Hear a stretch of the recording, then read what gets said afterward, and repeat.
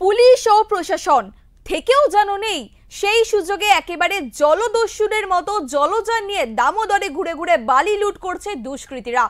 লুটের বালি বস্তায় ভরে পাচার করে প্রতিদিন মোটা টাকা আয়ের টার্গেট নেয় এই মাফিয়ারা। এখন সারাদিন রাত দামোদর নদে চষে বেড়াচ্ছে তারা। তাদের দাপট ও দৌরাত্ম্য দিন দিন বেড়েই চলেছে। এইসব কিছু জেনেও পুলিশ প্রশাসন স্থানীয় পঞ্চায়েত সবাই নিশ্চুপ থাকায় মুখ্যমন্ত্রীর নিষেধাজ্ঞা কার্যকর হওয়া নিয়ে প্রশ্ন উঠে গিয়েছে।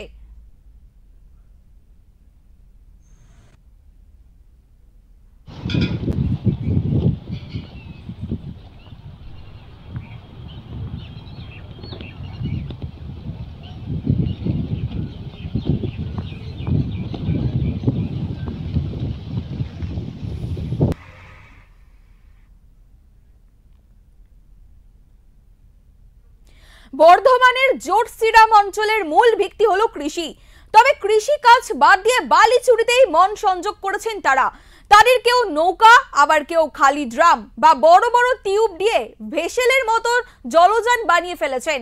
সেই সব জলযান চড়ে তারা বালি উত্তোলন করে যাচ্ছে।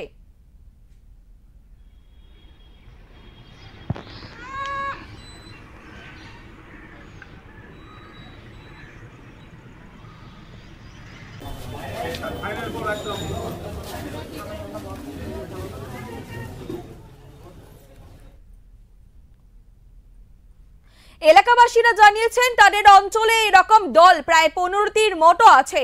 প্রতি দলে রয়েছে 10 থেকে 12 জনের বেশি সদস্য।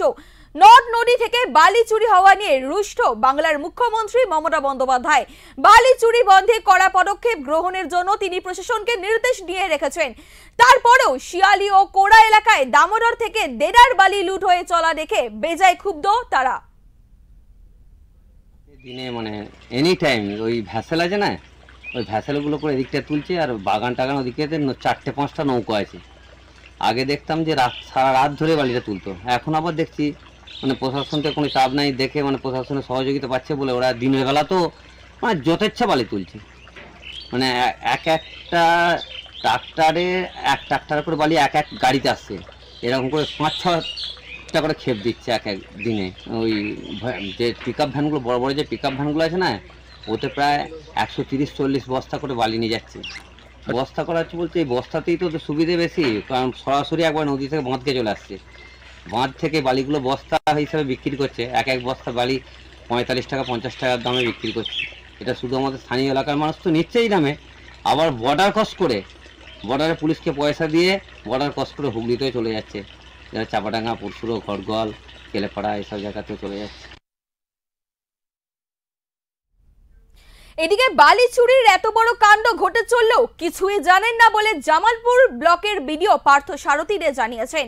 তবে তিনি আশ্বস্ত করেছেন শিয়ালি ও কোড়া এলাকায় হয়ে চলা বাড়ি চুরি নিয়ে তিনি খোঁজ খবর নেবেন এবং ঘটনা সত্য হলে কড়া ব্যবস্থাও তিনি নেবেন। এটাতে এখনো সেরকম কোনো কমপ্লেন পাইনি। কমপ্লেন যদি আমি পাই তাহলে আমি নিশ্চয়ই ব্যাপারটা আমার হায়ার অথরিটির নজরে নিয়ে আসবো। পদক্ষেপ আমি কমপ্লেন পেলে নিশ্চয়ই হায়ার অথরিটি যেরকম ইনস্ট্রাকশন দেবেন সেরকম আমি পালন করবো, পুলিশকেও নিশ্চয়ই জানাবো। এই ঘটনার জন্য তৃণমূল এবং স্থানীয় পুলিশ প্রশাসনকে দায়ী করেছে বিজেপি। সরকারের আমলে কয়লা চুরি, বালি চুরি করে কোনো সাজা হয় না, প্রশাসনের দ্বারা কোথাও বাধাপ্রাপ্ত হতে হয় না, এটা বুঝে গেছে পশ্চিমবঙ্গবাসীর সঙ্গে জামালপুরের জোটসিরাম গ্রাম পঞ্চায়েতের অন্তর্গত শিয়ালি ও কোড়া গ্রামের ক্ষেত মজুরেরা। তাই তারা এখন ক্ষেত মজুরি ছেড়ে অবৈধ বালি ব্যবসায় নিজেদেরকে নিয়োজিত করেছে। তারা নৌকা সহ অন্যান্য জলযান ব্যবহার করে জলদস্যুদের কায়দায় যেভাবে অবৈধভাবে নদী থেকে বালি তুলছে এবং সেই বালি কারবার করে কোটি কোটি টাকা ইনকাম করছে, এই চক্রের সঙ্গে তৃণমূল কংগ্রেসের নেতারা যুক্ত না থাকলে এটা সম্ভব নয়। ওই এলাকায় একটি পুলিশ ফাঁড়ি আছে, তাদেরও সেভাবে কোনো ভূমিকা চোখে পড়ে না। ওই এলাকার ব্লকের প্রশাসনিক আধিকারিক, পঞ্চায়েত সমিতির আধিকারিক থেকে শুরু করে যাদের দায়িত্ব আছে এই পরিবেশকে রক্ষা করার, বালি চুরি আটকানোর, তারা কেন চুপ করে আছেন এটা আমরা বুঝতে পারছি না, সাধারণ মানুষও বুঝতে পারছে না। তাই তবে এই বিষয়ে জামালপুরের বিধায়ক অলোক মাঝি বলেন, এইভাবে বালি চুরির বিষয়টি আমার জানা নেই। এই ব্যাপারে জেলার পুলিশ সুপারের সঙ্গে কথা বলবেন বলে তিনি জানিয়েছেন।